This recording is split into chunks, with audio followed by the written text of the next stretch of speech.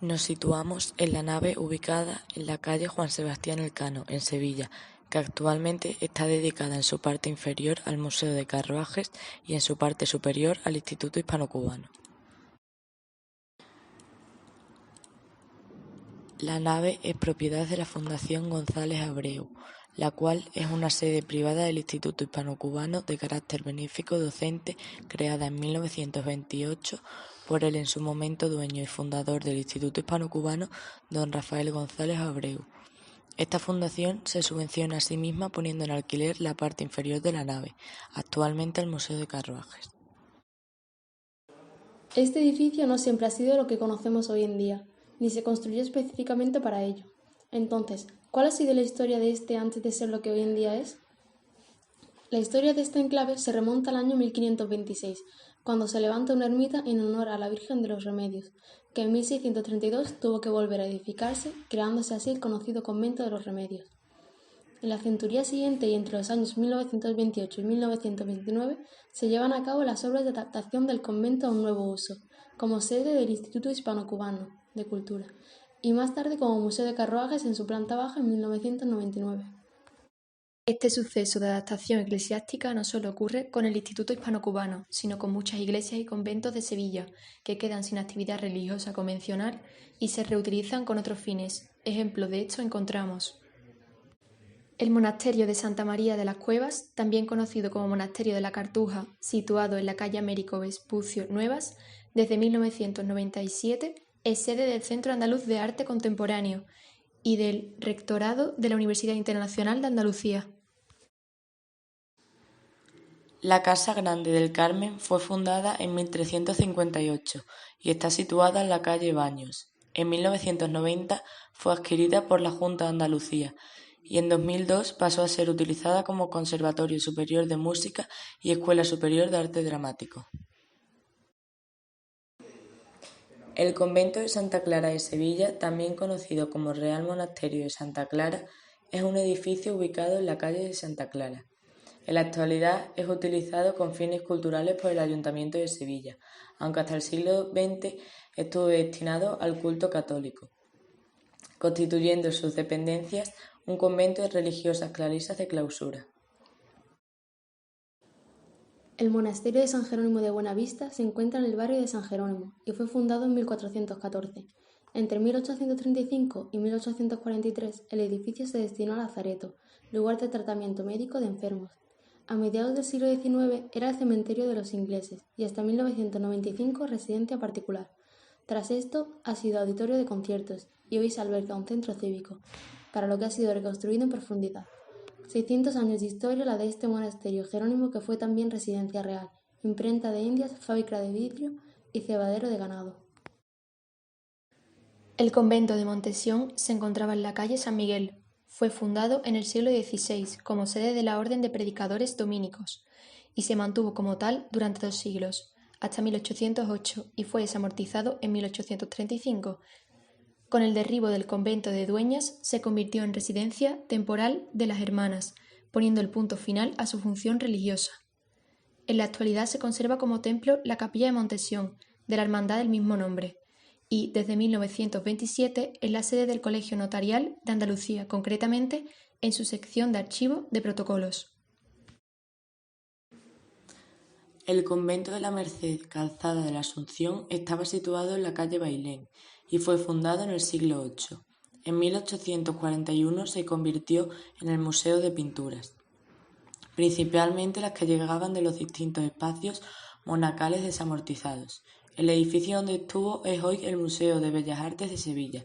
Además del cambio en su utilidad, también hubo modificaciones arquitectónicas, pues la portada principal y acceso al convento fue trasladada para revestir la entrada al centro expositivo desde la plaza. La iglesia de San Luis de los Franceses está ubicada en el centro histórico de Sevilla. Fue construida entre 1699 y 1730 por encargo de la Compañía de Jesús. Tras la expulsión de los jesuitas de España en 1835, tuvo diferentes usos, siendo finalmente desacralizada. En la actualidad pertenece a la Diputación de Sevilla, que ha venido destinando desde el año 1984 importantes partidas económicas para la recuperación integral de este monumento.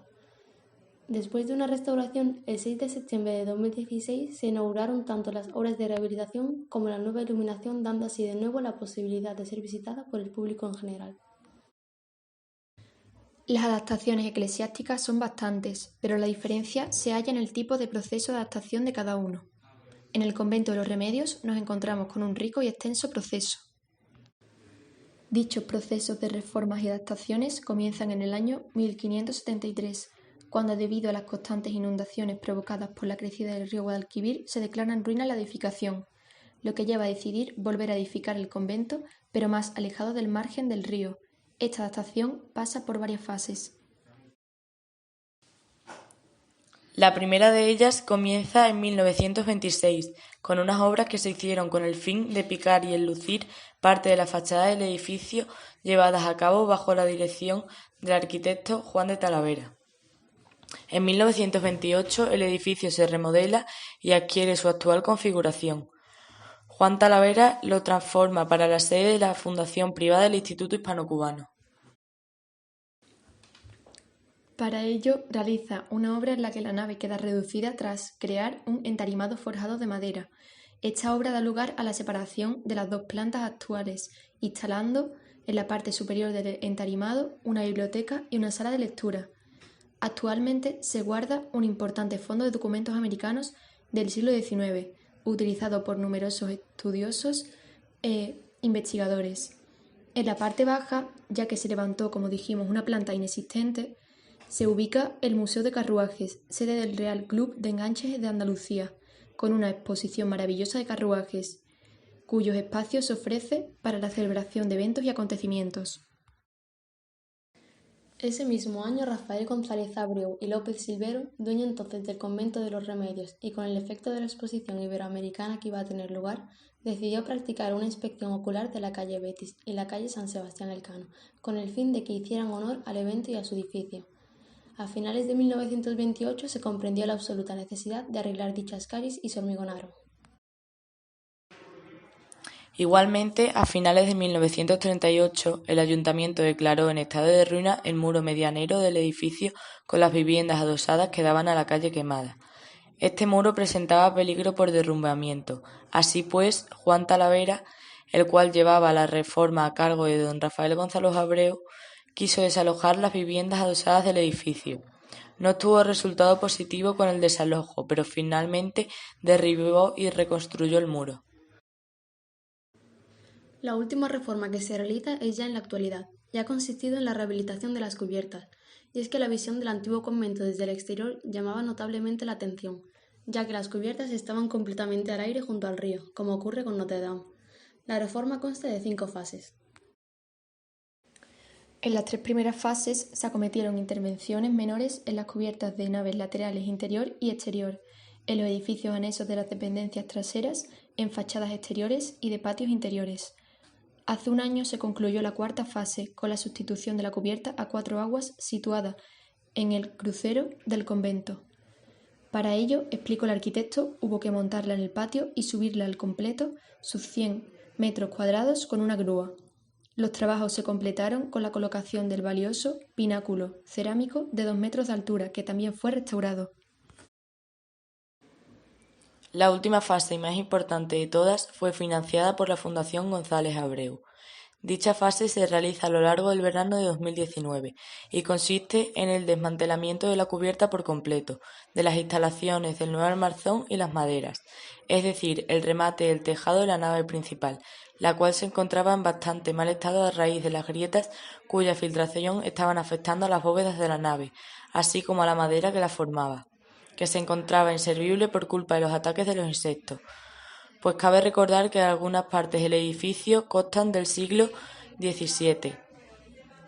Otro de los trabajos que se había que completar en esta fase ha sido la construcción de la nueva veleta, partiendo de la original rota y oxidada.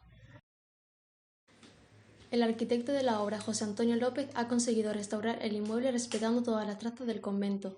Asimismo, en el interior el inmueble se encuentra en buen estado, salvo por algunas pequeñas humedades por capilaridad. Ahora, el Instituto Hispano-Cubano está estudiando así cometer un refuerzo en la entreplanta de la biblioteca, en la planta primera que ejecutó Juan Talavera y que actualmente no soporta el peso para ser visitable. El edificio, iniciado en 1632, fue un monasterio carmelita, que tomaba el nombre de la antigua ermita de Nuestra Señora de los Remedios, a la cual rezaban los marineros que partían hacia las Indias, ya que era el último templo de la ciudad por el curso del río. Tras la desamortización de Mendizábal, quedó en estado ruinoso en su mayor parte. En 1928, Rafael González Abreu fundó allí el Instituto Hispano-Cubano de Historia de América y se acometieron obras para dividir en dos la iglesia, para evitar que de nuevo se dedicara al culto. Actualmente la planta inferior la ocupa el Museo de Carruajes y la superior el Instituto. Cuando se adaptó a este nuevo espacio no eclesiástico, el edificio pasó por numerosas reformas, pero hay una que destaca por su vastez, la entreplanta. Es algo un tanto extraño encontrarnos con obras de este tipo en adaptaciones de edificios. De hecho, la gran mayoría simplemente utilizan el espacio original para su nuevo uso, pues es destacado por su arquitectura. Igualmente, en los casos en los que sí encontramos reformas, como es en el caso de la iglesia de San Luis y el convento de la Merced Calzada, hemos observado que las reformas fueron puntuales y sencillas, o incluso simplemente rehabilitaciones de las estructuras, nunca reformas tan drásticas como las del convento de los Remedios.